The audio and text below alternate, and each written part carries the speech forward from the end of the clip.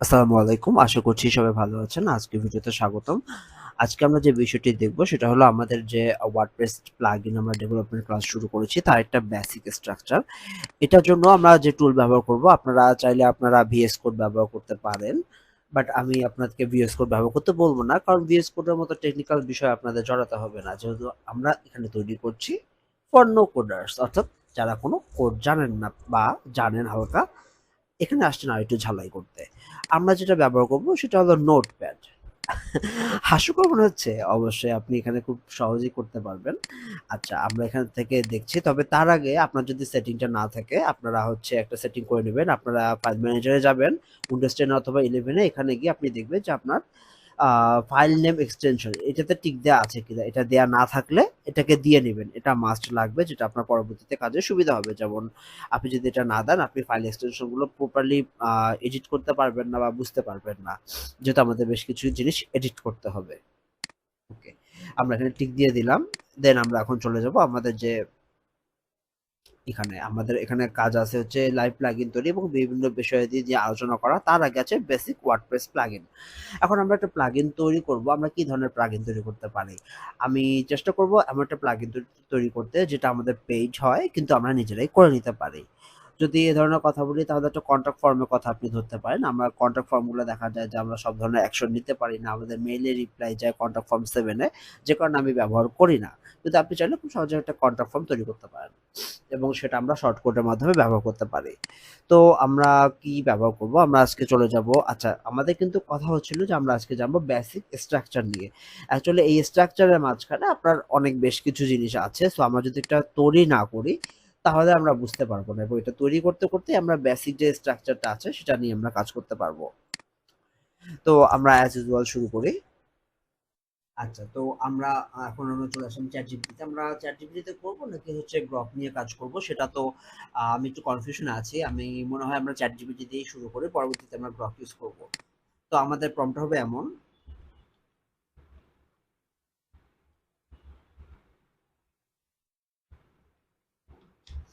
অর্থাৎ আমি এটাকে বলছি যে 1 লাখ সিনিয়র প্লাগইন ডেভেলপার। আপনি যদি চান সেক্ষেত্রে আপনি এটাকে প্রম্পটটাকে আপনি আগে একটা নোটপ্যাডে লিখে নিতে পারেন। সেক্ষেত্রে আপনার এখানে অনাকাঙ্ক্ষিতভাবে এন্টার পড়ে গিয়ে সেখান থেকে আপনার যে পেজে চলে যাবে সেটা যে চান্সটা আছে সেটা আর থাকবে না। বাংলিশে লিখছিলাম। আপনি বাংলিশেও লিখতে পারেন, সমস্যা নেই। সে বুঝে নিবে আপনি কি চান। কিন্তু কখনো কোনো জায়গায় গিয়ে একটা অন্য ধরনের মিনিং তৈরি হয়ে যায়। তখন আসলে বিষয়টা অনেক প্যাচ লেগে যায়।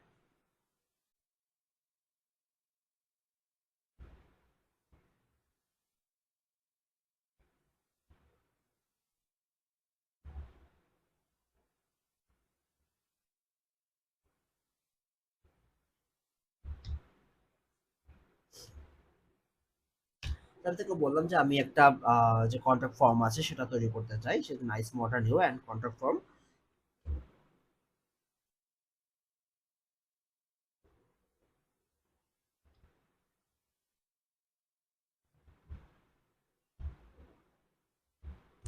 আমি এটাকে বিভিন্নভাবে ব্যবহার করতে চাই। পেজের মধ্যেও ব্যবহার করতে চাই। Use as insight. আমার খুব বাজে ইংরেজি, তো এটা নিয়ে কেউ কিছু মনে করবেন না। আর এআই আসার পরে আসলে আরো বাজে অবস্থা হয়ে গেছে।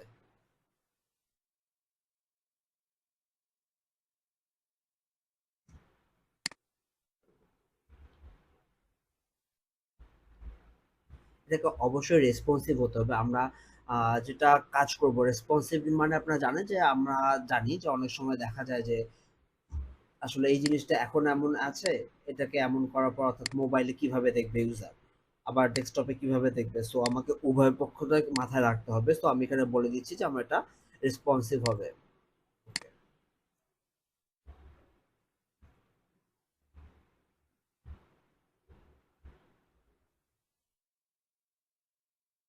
আমি চাচ্ছি ইউজার হচ্ছে নেম, ইমেল, মেসেজ এই ৩ টা দিবে। আচ্ছা এখানে ডট যে দিতে হবে বিষয়টা এমন না।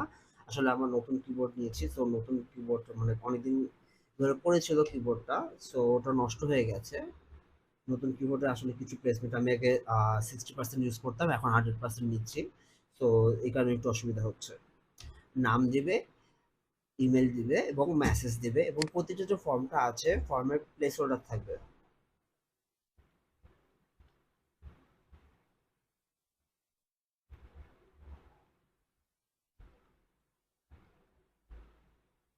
অর্থাৎ মানে এমন থাকবে, সে বুঝে নেবে যে তাকে কি করতে হবে।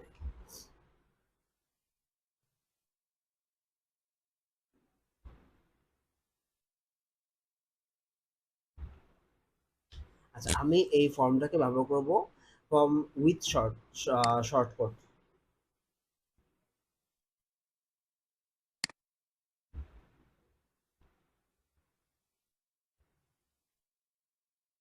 আমরা যে আমাদের কাস্টম সাইট বা টুল বিল্ডিং ছিল সেটাতে আমরা দেখেছি যে কিভাবে আমরা প্লাগইন ব্যবহার করতে পারি শর্টকাট, সো ওইখান থেকে কিছুটা হয়তো বা আপনারা ক্যাপচার করতে পারছেন।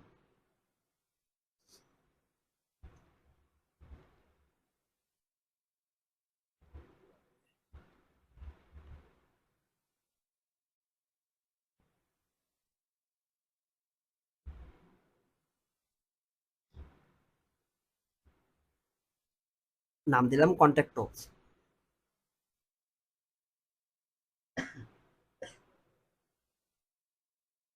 এখন কথা হলো যে একটা প্লাগইনের ভিতর অনেক ফাইল থাকে, অনেক ছবি থাকে, অনেক আইকন থাকে। আমরা যখন তৈরি করব আমরা এগুলো অ্যাভয়েড করার ট্রাই করবো, কারণ এগুলো মেনটেন করা একটা সাথে আর একটা লিঙ্ক আপ করা অনেক প্যারা দেয়। কারণ এআই মানে যে এআই আপনাকে সব করে দিবে বিষয়টা না, ওকে প্রচুর কিউরেট করতে হয়। আপনার অনেকক্ষণ ধরে একটা জিনিস শেখানোর পরে তারপরে সে আপনাকে একটা পারফেক্ট জিনিস দিতে পারে, তাও সেটা সবসময় পারফেক্ট হয় না। তো এখন আমি যেটা করব, আমি কিছু কমান্ড লাইন দিব যেগুলো হচ্ছে ওর বেসিক স্ট্রাকচার নিয়ে।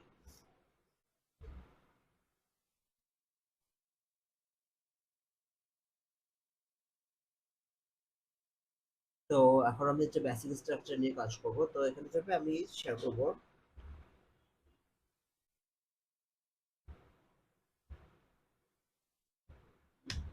প্রথমে হচ্ছে যে share all the codes in one PHP file, কারণ তার যত এইচটিএমএল সিএসএস জাভাস্ক্রিপ্ট অ্যাজাক্স যা আছে এভরিথিং সে হচ্ছে আমাকে একটা পিএইচপি ফাইলের মধ্যে দেবে। আমার অন্য কোনো ফাইল দেখবেন, জাস্ট একটা সিঙ্গেল পিএইচপি ফাইল থাকবে।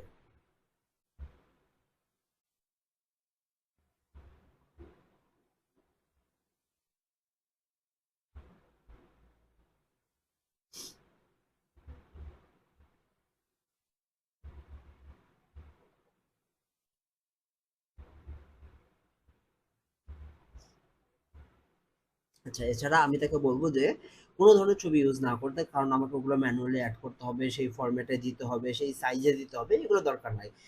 ফাফা দেখলাম সে আসলে অনেক মজা করে ইউজ করে ফাফা বিষয়টা, অথবা ফন্ট অসম যে বিষয়টা আছে এফ এ, সেটা আছে। আপনার যদি ফন্ট অসম না জানেন সেক্ষেত্রে আমরা চলে যাই অনলাইনে।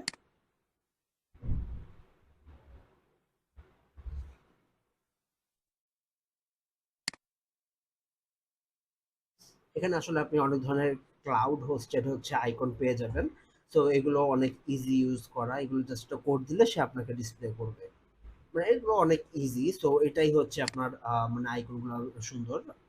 এটা আবার বেশ কিছু ভার্সন আছে। সো নর্মালি 3, 4, 5 এগুলো আছে, ডুওটোন আছে, এগুলো ফ্রি আছে, পেইড আছে। আমরা এগুলো ইউজ করতে পারবো। সো আমার টুল যেটাকে মনে করবো সেক্ষেত্রে আপনি যদি ডুওটোন চান ডুওটোনে ইউজ করতে পারবেন, ক্লাসিক চাইলে ক্লাসিকে ইউজ করতে পারবেন। আপনার যেমনটা মন চায় আপনি বলে দিলেন, আমি সরাসরি বলে দিলাম। সো সে তার যেটা প্রয়োজন সেটা ব্যবহার করবে। আচ্ছা, এখানে হচ্ছে আফটার সাবমিট, অর্থাৎ সাবমিট করার পরে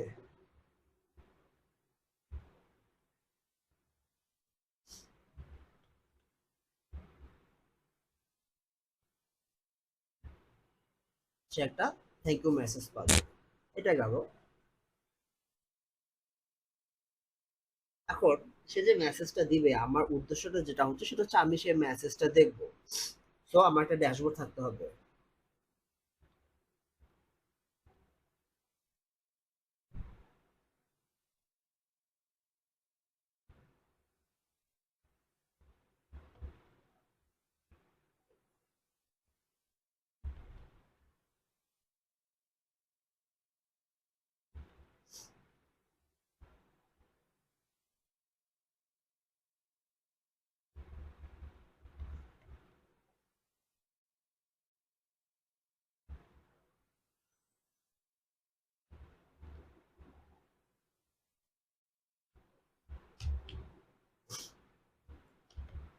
অর্থাৎ আমি তাকে বললাম যে সেটিংস এর ভিতরে যেন না দেয়, টুলস এর ভিতরে না দেয়। আপনি যদি এটা বলে না দেন, সে করবে কি আপনার এই যে টুলস এর ভিতরে অনেকগুলো আছে এখানে এনে দিবে, অথবা আপনাকে এগুলোর আন্ডারে দিয়ে দিবে। আমি চাচ্ছি একটা ডিটেইলড একটা জিনিস যে আমাকে একটা ইন্ডিপেন্ডেন্ট দিয়ে দিবে আরকি। তো এইটা আমার ক্ষেত্রে যেন কাজ করে।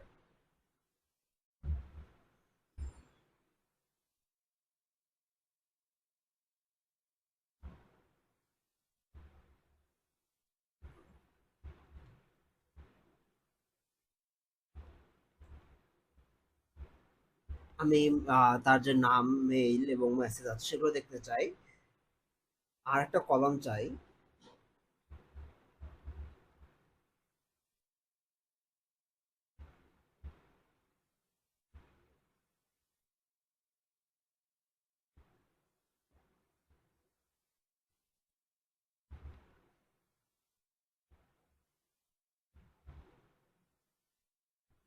আচ্ছা।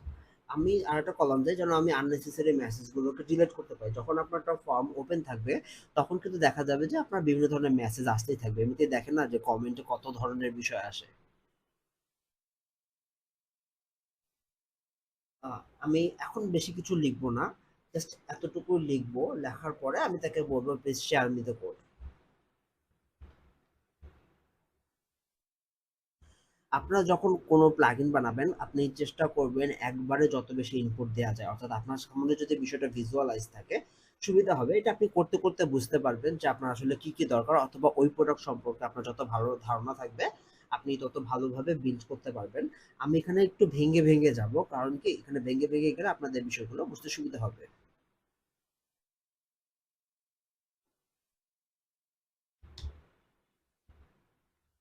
আমি এটা কপি করলাম। আমার এখানে বেশ কিছু জিনিস দেখানোর আছে। তো আমি যদি এটা বিল্ড না হয়, আমি এটা আপনাদেরকে দেখাইতে পারতেছি না। সো এখানে এসে এখন কোড জেনারেট করবে, পিএইচপি কোড।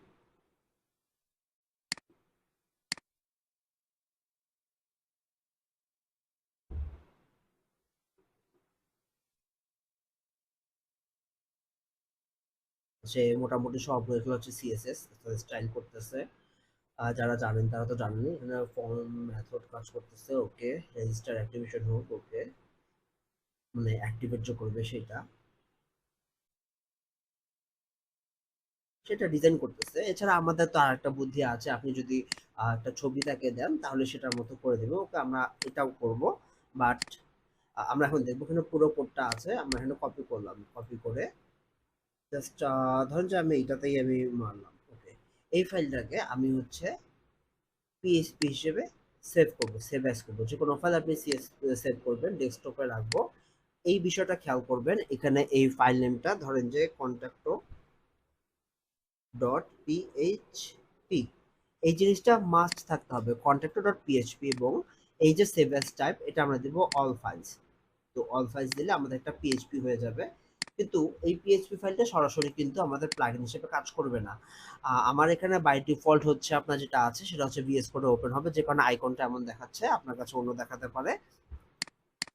এই জায়গায় রাইট বাটন ক্লিক করে আপনি সেন্ড টু করে কম্প্রেস করে জিপ করবেন।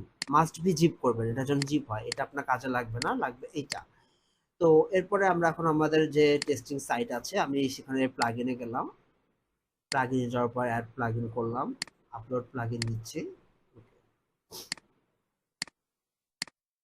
এটা দিলে ইনস্টল দিলাম।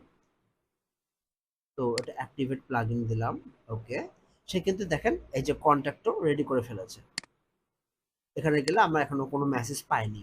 তো এখন যেটা আছে, সে আমাকে বলেছে যে আমার যে এটা শর্ট কোড আমি ইউজ করব, যেটাতে আমি শর্ট কোডটা পেয়ে যাব। শর্ট কোডটা হচ্ছে কন্ট্যাক্ট ফর্ম। এটা একটু ঝামেলার, এটা নিয়ে কিভাবে কাজ করবেন সেটা আমি পরবর্তীতে দেখাচ্ছি। এবং আমরা যে এখানে ফা আইকনস ইউজ করছি, অর্থাৎ ফন্ট আসাম, এটা হচ্ছে ফন্ট আসাম আইকন। ওকে। ধরেন আমরা একটা পেজে গেলাম। পেজে গিয়ে আমরা এখানে একটা পেজ ক্রিয়েট করব, কন্ট্যাক্ট।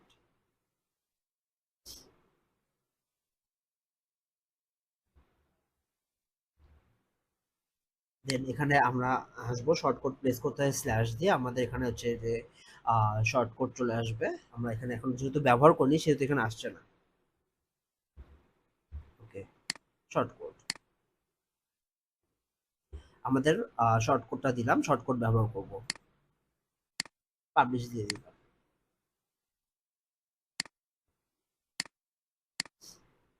আমি যদি এখানে দেই, এটা হচ্ছে দেখেন আমার প্লাগইনটা অলমোস্ট রেডি, সুন্দর করে সে দিয়েছে। ধরেন যে আমি দিলাম, নিজের নামে ভুল হয়ে যাচ্ছে, অসুস্থ থাকলে যা হয়।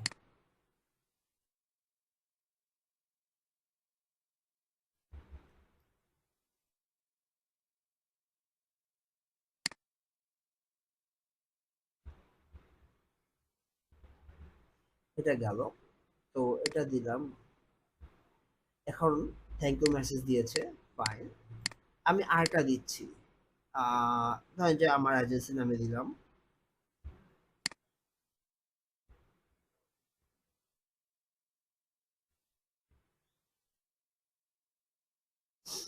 দেন টেক্সট মেসেজ এখানে দিলাম। মেসেজ মানে খুব সুন্দর ভুল হয়েছে। তো আমি এখন যাই, আমার তো কথা ছিল যে আমাকে সে ড্যাশবোর্ডে দেখাবে মেসেজগুলো, একটা অ্যাকশন বাটন থাকবে। সো আমি এখন কন্ট্যাক্টে চলে গেলাম, ওকে দেখেন সে কিন্তু আমাকে মেসেজগুলো দেখাচ্ছে। এখন আমার মনে হলো যে এইটা আমাকে জাস্ট আমাকে হচ্ছে ই করছে, স্প্যাম করছে, বা এটা হচ্ছে লিঙ্কিং পাঠাইছে হাবিজাবি এগুলো। তো এইটা দেখেন এখানে একটা বিষয় হচ্ছে আইডি, ঠিক আছে? তো এই শর্টিংটা ঠিক নাই, কিন্তু আবার দেখেন শর্টিংটা হচ্ছে আইডি আছে। এখন এই আইডিটা যে ইনপুটটা হয়েছে, আমরা আইডিটা বাদ দিয়ে আমরা এখানে সিরিয়াল দেবো, তাহলে হচ্ছে এটা প্রপারলি শর্টিং করতে পারবে এবং আমরা এটাকে ডিলিট করে দেবো। ওকে, ডিলেটেড। খুব সহজেই কিন্তু আমাদের এটা হয়ে গেল।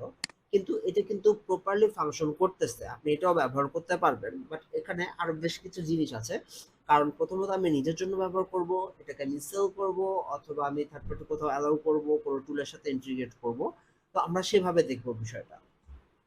তো আমি যেহেতু এটা আমার হচ্ছে ভিএস কোডে আছে, আমি ভিএস কোডে ওপেন করছি না, আমি ওপেন উইথ করে আমি হচ্ছে নোটপ্যাডে করছি। আচ্ছা, এখানে দেখেন প্লাগইন নেম অ্যান্ড ডেসক্রিপশন।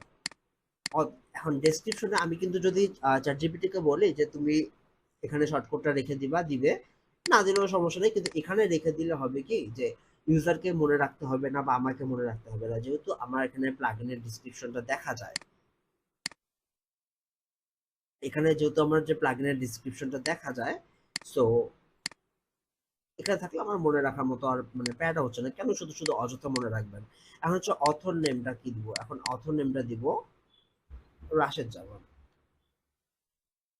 এখন অনেকে দেখবেন যে প্লাগইনে কিন্তু এই জায়গায় লিংক থাকে, এখানে নাই, যেমন এখানে আছে। এখানে অনেক ধরনের ফাংশনস আছে। তো এই ফাংশনটা কিভাবে আনবো আমরা, বা এখানে লিংক করব কিভাবে, অথর নেমে লিংক করব কিভাবে, এখানে যেমন যে ভেনোরা ল্যাবস এরা আছে, তো এখানে ক্লিক করে এদের কাছে চলে যাবে। সো এগুলো আমরা কিভাবে আনবো? আচ্ছা, অনেক সময় হয় কি যে আমরা সেম নেম ইউজ করি, যেমন কেউ যদি ডাব্লিউপি স্ট্যাটিস্টিক নামে একটা পার্সোনালি বানায়, তখন কিন্তু সেই প্লাগইনটা আপডেট হয়ে ওটার যে ওয়ার্ডপ্রেস ডট ওআরজি তে আছে সেখানে অটোমেটিক হয়ে যাবে। সো নাম চয়েস করার ক্ষেত্রে এমন কিছু দেখবেন যেটা হচ্ছে আপনার যে বিষয়টা আছে যে ডুপ্লিকেট যেন না হয়। তো আজকে আমরা যেটা দেখছিলাম, এখানে আছে অথর নেমটা আমরা রাশেদ জামান করে দিলাম। তো এটা আমরা করে দেওয়ার পরে আমরা দেখবো যে আমাদের এখানে কিন্তু রাশেদ জামান চলে এসেছে। তো আমাদের বেশ কিছু এই জায়গায় কাজ আছে, এইটা হচ্ছে বেসিক স্ট্রাকচার, অর্থাৎ আপনার শুরুতে এই জিনিসটা থাকতেই হবে, আদারওয়াইজ আপনার পিএইচপি কাজ করবে না। এবং পিএইচপি অর্থাৎ ওয়ার্ডপ্রেস প্লাগইন নিয়ে কাজ করার সময় অবশ্যই খেয়াল রাখবেন শেষে যেন কোনো স্পেস না থাকে। এটা যখনই স্পেস থাকবে মাঝে মাঝে আপনাকে একটা ইরর দিবে। যদি এটা ইরর বলা হয়ে থাকে, মাঝে মাঝে আপনাকে ইগনোর করার জন্য বলা থাকে কোডের ভেতরে, বাট এটা কিন্তু ইরর দিয়ে দিবে। সো এটা আমরা অবশ্যই খেয়াল রাখবো যে এই দুইটা জিনিস যেন না থাকে। আপনি যদি কখনো ড্যাশবোর্ডে দেখতে পারেন যে আপনার প্লাগইন রান আছে কিন্তু এখানে একটা ইরর দিচ্ছে, মিনস বুঝবেন আপনার আননেসেসারি কোনো একটা স্পেস আছে। তো এই বিষয়টা আশা করছি আপনারা ক্লিয়ার। আমরা এর পরের পার্টে আরো একটু ডিটেলস নিয়ে আলোচনা করব। Thank you.